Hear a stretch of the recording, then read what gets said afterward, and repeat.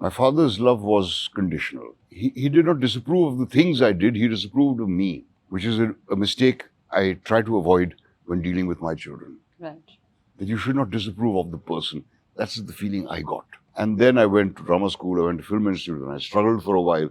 And finally I hit pay dirt in a way. So that kind of pleased him because he felt he won't starve on the streets at least. But he never saw any of my work. Thank you so much for doing this with us. We've actually been chasing your interview for a while now. Really? Yeah. So it's finally I've been happened. eluding you. Yeah. But it finally happened. We've been doing a lot of research. Actually, a couple of our team members have read the book that you wrote. So we have an interesting question about something that you said there. Mm-hmm. You said that you've constantly been grappling with the question whether leading or dealing with difficult life situations is what leads people to become actors. Mm-hmm. Have you finally figured it out after being in the industry for 5 decades, whether that's the case? It has helped me resolve those issues. But I really think it's true. Mm. Many worthwhile actors I know, some very good actors I know, are not terribly entertaining human beings Right. because they save that all up for when they work. On the other hand, I know several people who are extremely entertaining in real life but dry up completely when they come in front of the camera. And what I said was that I think that people who've had difficulty grappling with their identity, which I did certainly as a child because I was the youngest of 3 brothers. 2 of the older ones were both brilliant in different fields. I was no good at anything. I found acceptance by my peers hard to come by. I didn't have too many friends. And so for me, taking refuge in imagining myself as other people brought a lot of comfort. Right. And I think that is so with several other actors I know.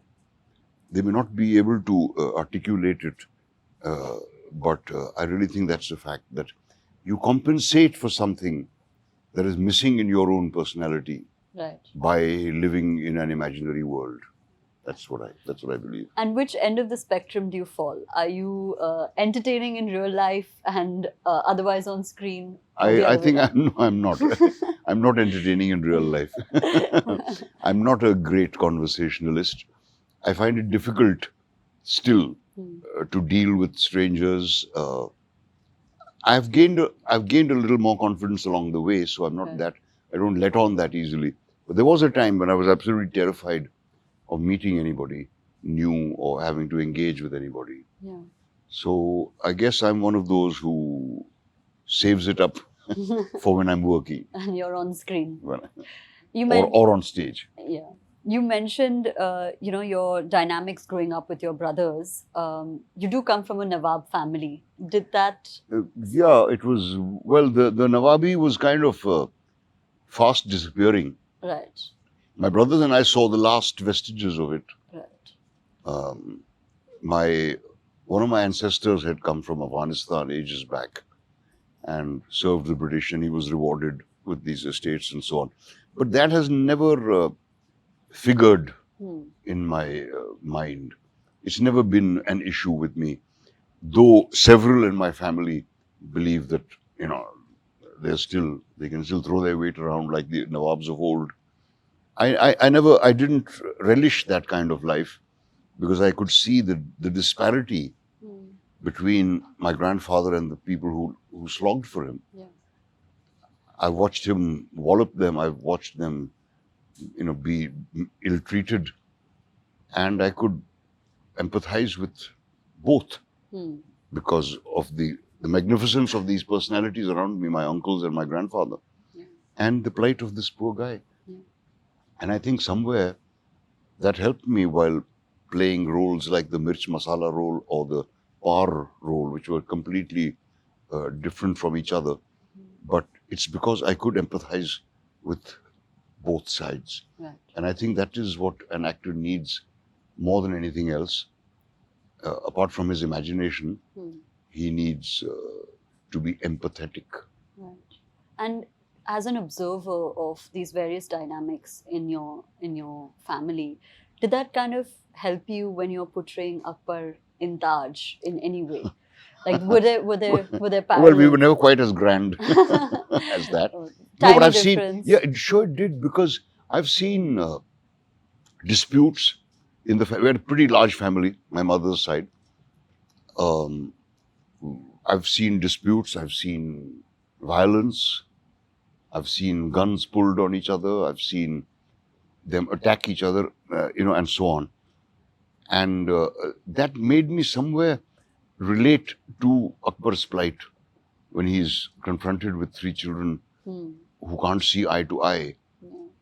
So his confusion, his frailty, his mistakes, his missteps, all these things were very much there in the script. And yes, I think being from that kind of a background certainly made me aware of the self-importance that these people have, Right. the sense of privilege that these people have, the sense of entitlement that these people have. Hmm. And I'm sure all these kings Yeah. certainly had that. Yeah, absolutely.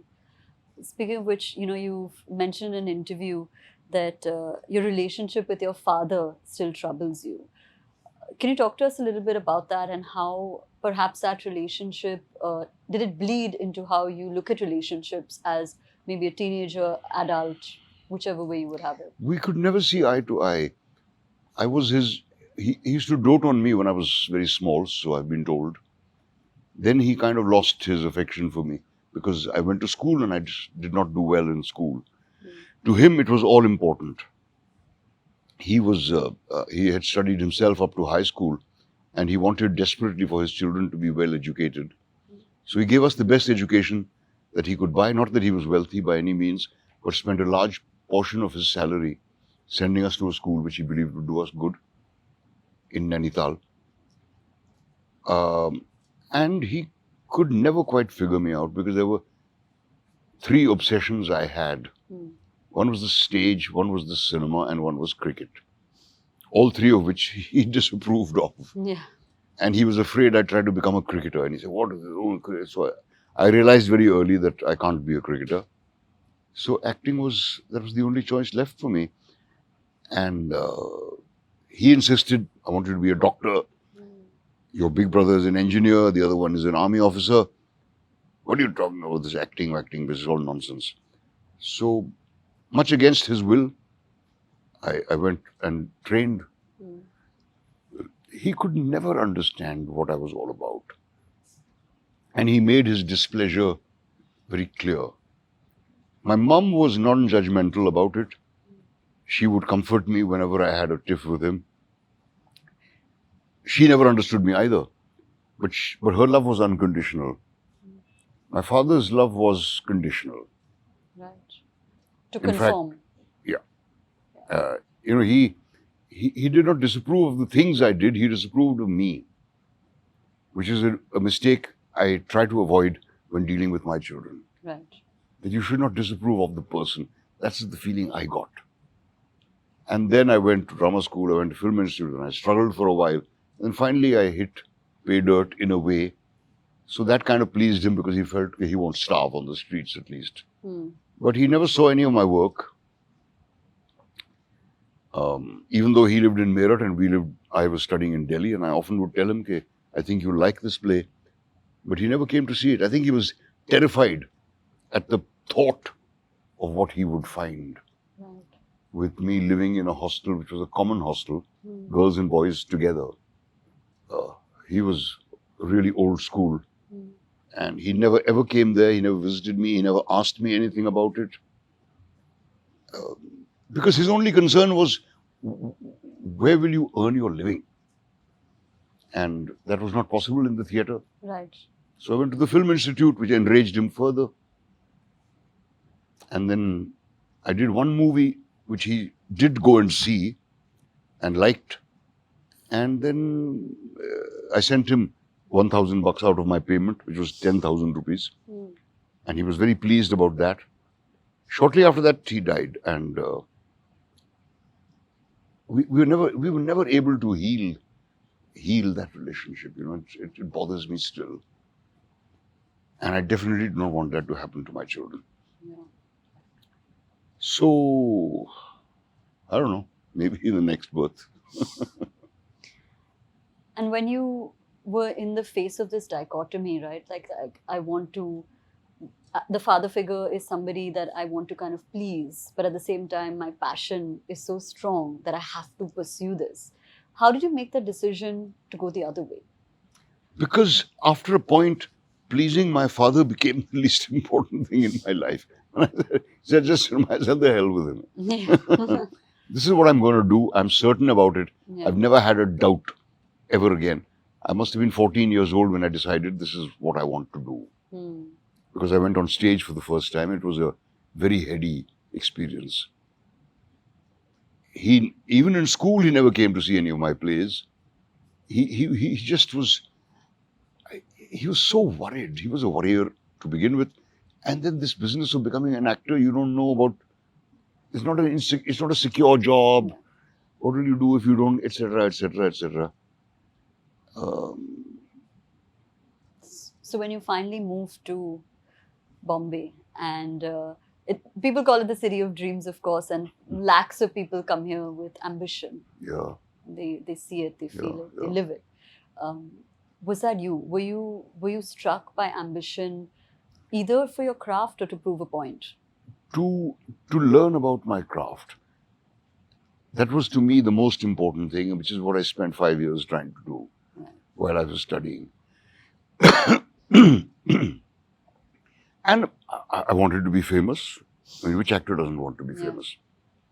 So I was so determined that at the age of 16, I split from home and came to Bombay to try my luck.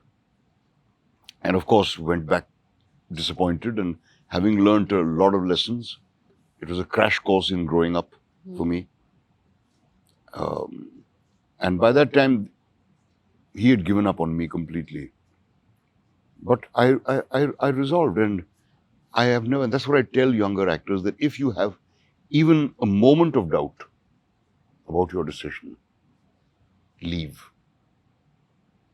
Because you can't afford to doubt yourself. And if there's anything that's common between any two successful actors, it's perseverance. What does Mr. Bachchan have in common with Nawazuddin Siddiqui? Nothing, except the determination to keep going and not be disheartened, not lose faith in yourself, which I just didn't let it happen to me.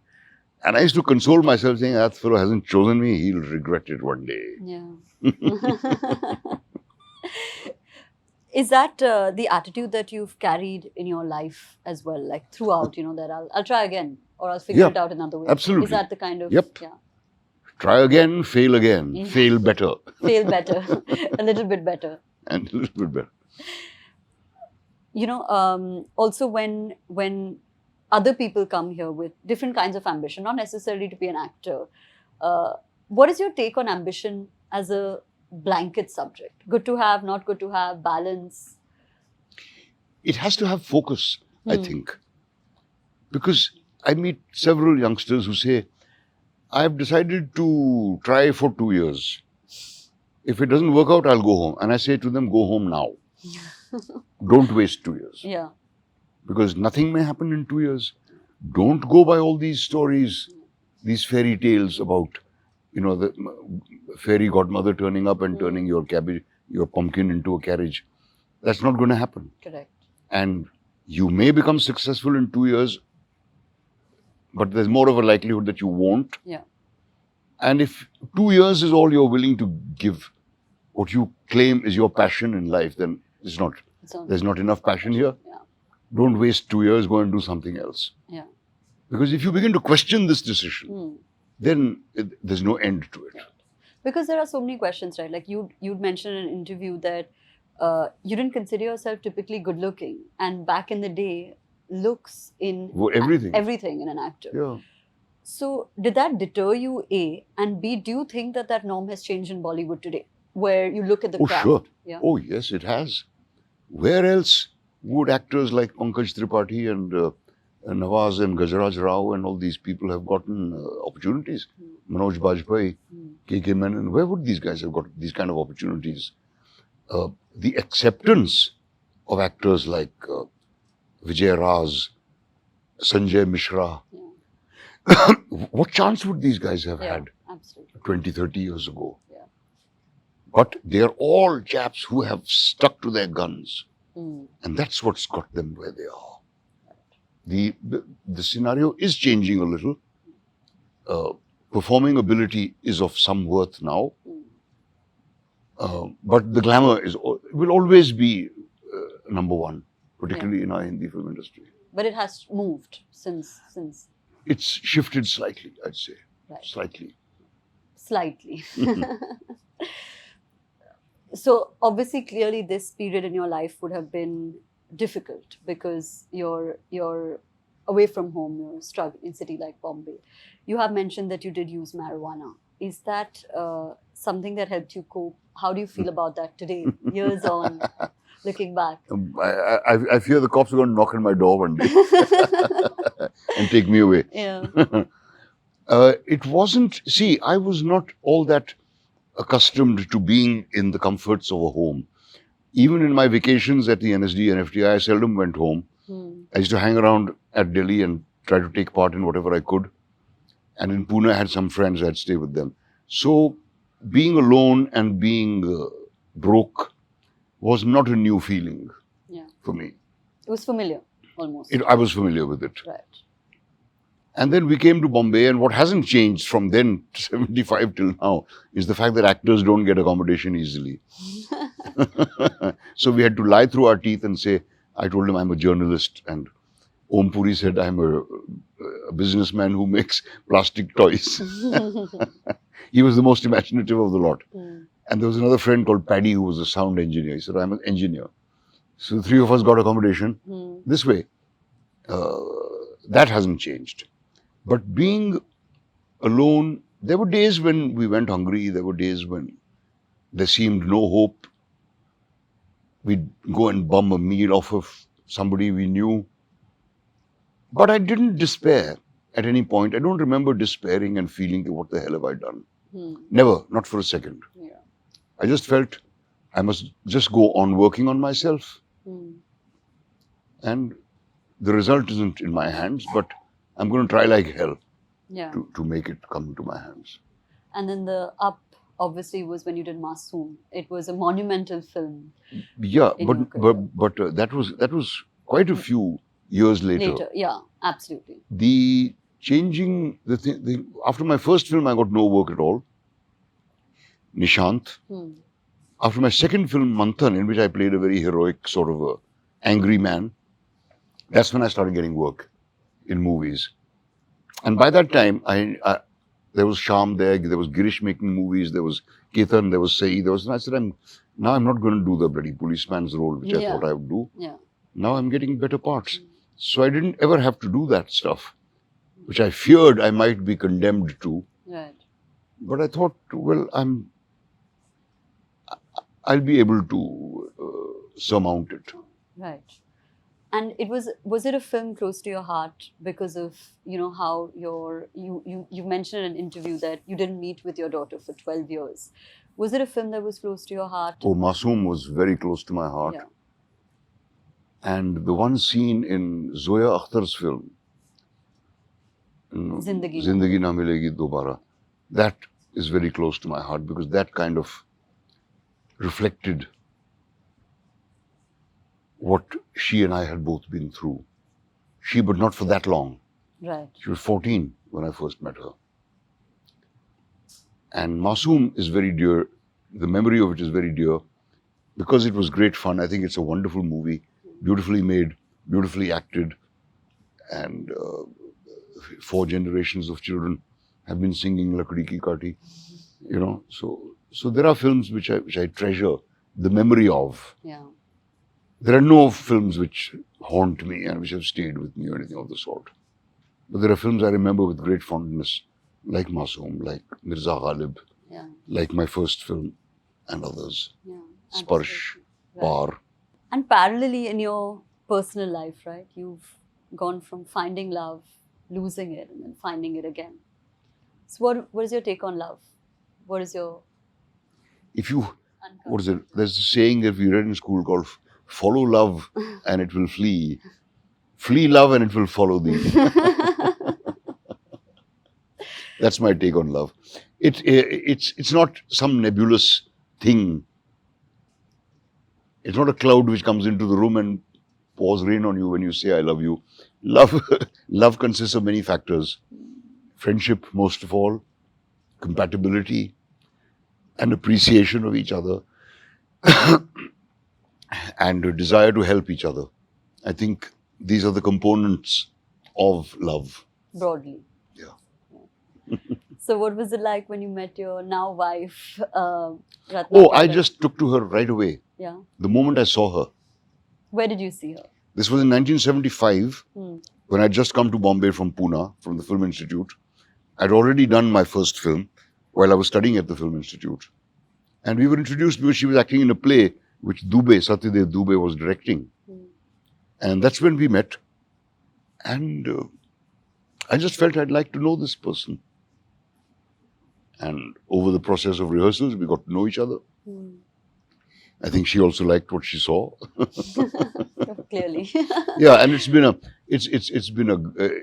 a great blessing because we've stood by each other through thick and thin. She has stood by me rather through thick and thin, through very difficult times, through very good times, and I think the main reason for that is because we have remained friends. Right. That's most important. Yeah. The friendship. So I have an interesting question. You all lived together for a fair period of time before actually getting married. So what's the No, difference? we didn't live together. We were courting. I was courting her Right. for almost 7 years before we got married. Her parents were against it because I was married before and I was a drug addict and I was an ill-tempered man and all that sort of thing. But she didn't pay any heed to that.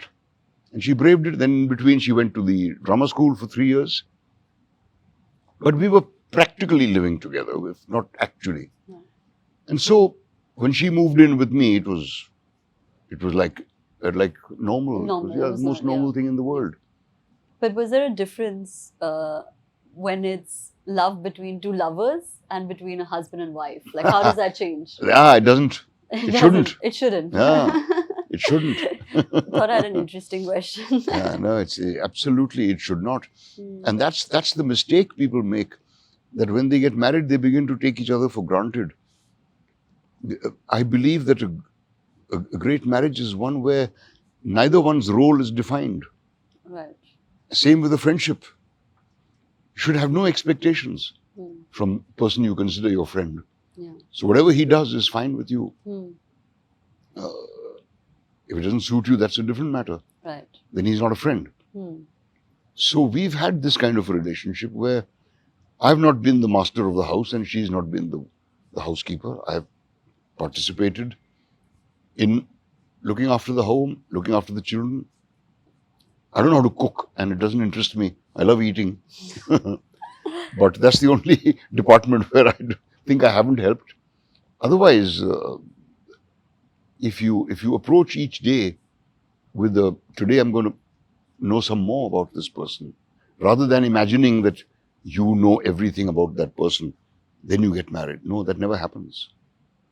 You find out a lot more Yeah. when you're actually living together. Till today. Till today. Till today. Yeah. Till today. And that's what keeps a relationship fresh. Yeah. That's what keeps a relationship alive. Hmm. That you don't ever assume that you know everything about this person. So what he or she has done has disappointed me deeply. No, I didn't know this about that person. What is the last thing you discovered about her? That she's a damn good comedian, Oh, really? which is not what I expected. I thought she'd be a dramatic actor, Hmm. and she's very good at drama as well. But she really surprised me, and I really like this latest series of hers called Happy Family. Yeah. And her organizational skills are amazing. So she looks after our theatre company, Hmm. the logistics of it, I look after the creative side. She has a double burden because she has to act also. Yeah. But her sense of humor, which is quite delightful, and she's a self-sacrificing person. She would first think of others. Now, that is a rare quality. She'd first think of others and then of herself, always. Yeah. And how is your equation with your children? Is it? I didn't want it to be anything at all like my relationship with my dad. Yeah. I wanted to be friends with them. I want them to be able to give me a hug when they feel like it, slap me on the back when they feel like it. It hasn't actually panned out that way. I don't know why. I have tried very hard not to make the same mistakes my father made. But I enjoy their company, and they enjoy our company also. So that is a very encouraging sign. I mean, I don't know too many kids who will spend New Year's Eve with their parents, Yeah. or Diwali with their parents. Our kids do, and that's quite wonderful. It means we've done something right. Yeah. Do you think they'll ever feel the weight of legacy because the parents are like a powerhouse? I'm talent? afraid they do. And that is what sometimes is a fly in the ointment. Like Ratna's mother was an actor, and Ratna tells me she had to live through years of taunting by her schoolmates and school teachers. Oh, your mother is an actor, you will become an actor also. What do you care about studies? This kind of stuff. And my boys were both in boarding school in Dehradun. And I'm sure they must have had to face similar taunts. But it's somewhere it has given our relationship a slightly formal tinge, which I don't like. I wish they could be as free with me as they are with their friends. You want to be their friend? I want to be their friend. It'll happen. And when you're dealing with complex roles, right? Like, for example, Akbar in Taj, or like you've not shied away from playing the negative character. Like even in Zindagi Na Milegi Dobara, your character was like, oh, he's not really a nice, He's like not a great a nice guy. Yeah. Is there a dichotomy ever in the messaging that you want to give? To No, I hate playing nice guys. I like to play characters with a twist. I like to play characters with a dark side. Yeah. I like to play characters who were neither black nor white. Right. The character in Masoom, for example, I loved because there are many shades to that guy. He's not a goody-goody, nor is he a bad chap. At the same time, I loved playing the role in Mirch Masala, where it's completely black. Not a single saving grace.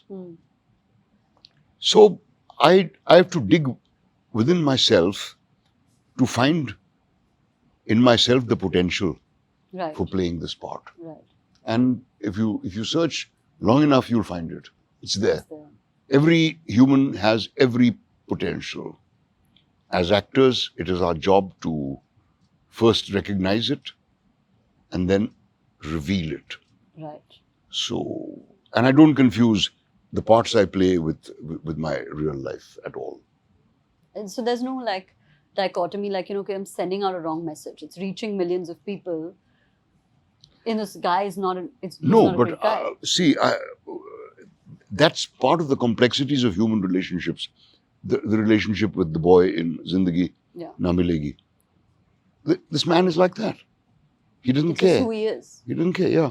He's not shown as a person who one should emulate or one should be like or anything of that. He deserted his wife and child.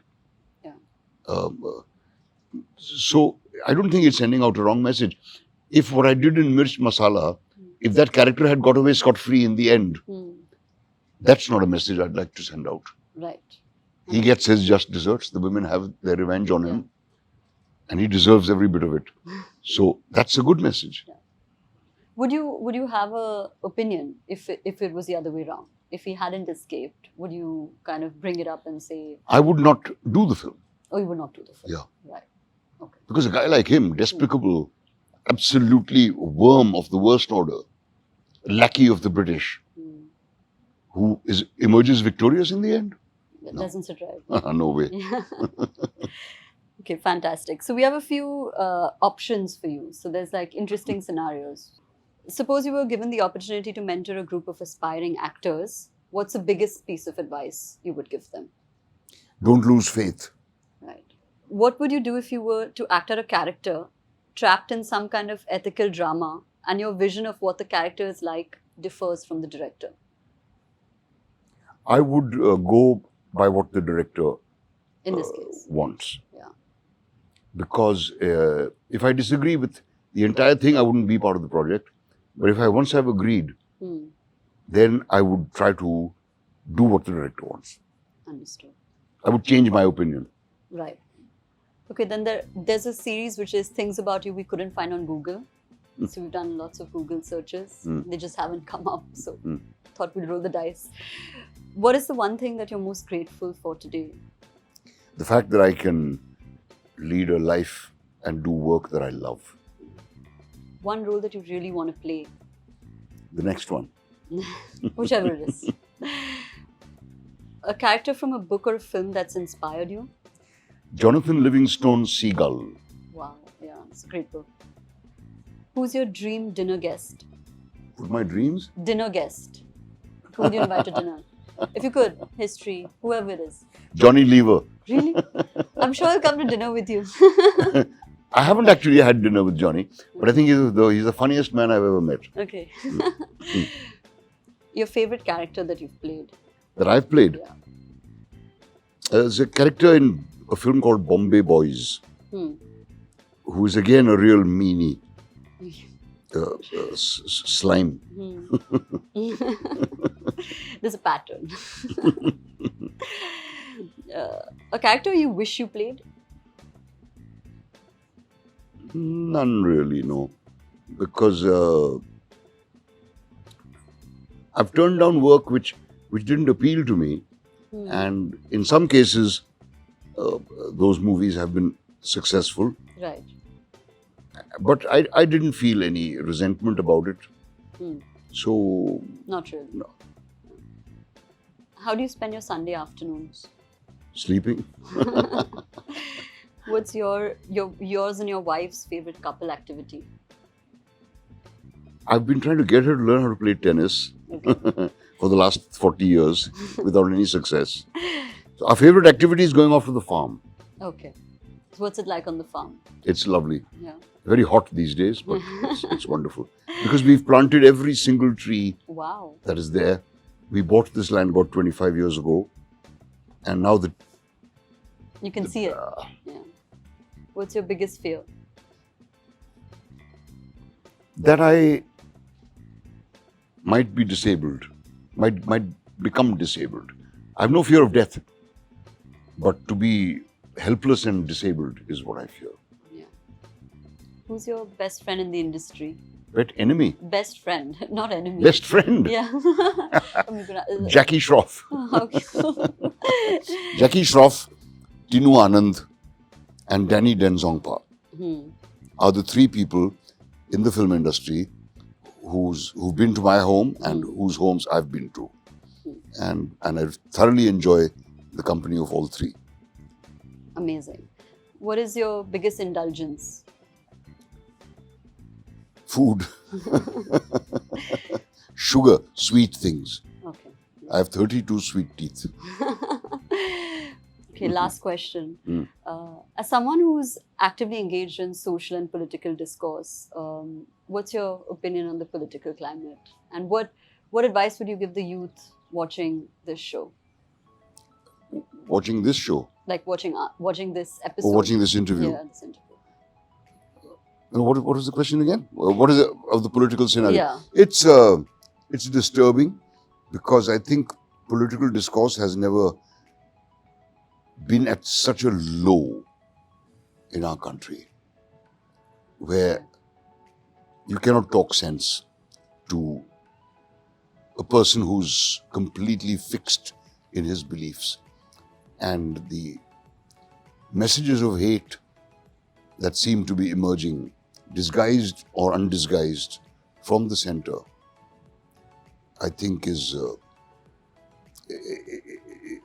is a reason for unease. But I refuse to be pessimistic, and I believe that the same way that this hate seems to have gripped us all, well, a lot of us, the same way it will disseminate and disappear. It may be a pipe dream, but that's the only thing one can hope for. Right. Because hate and anger becomes very exhausting after a point. And what advice would you give the youth who are watching you today? We're depending on you. I have great faith in the younger generation.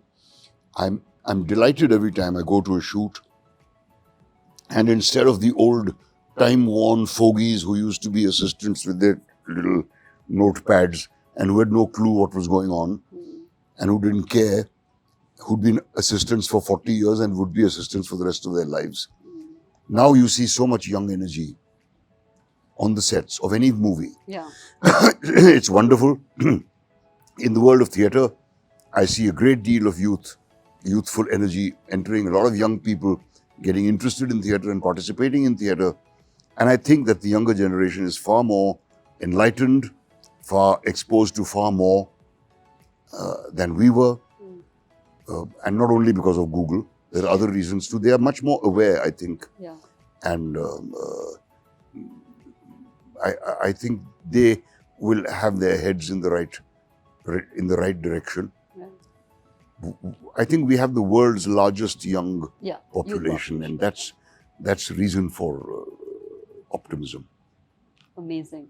Thank you so much for the time. It's been such a pleasure and lived up to all expectations of the wait. All right, thank you.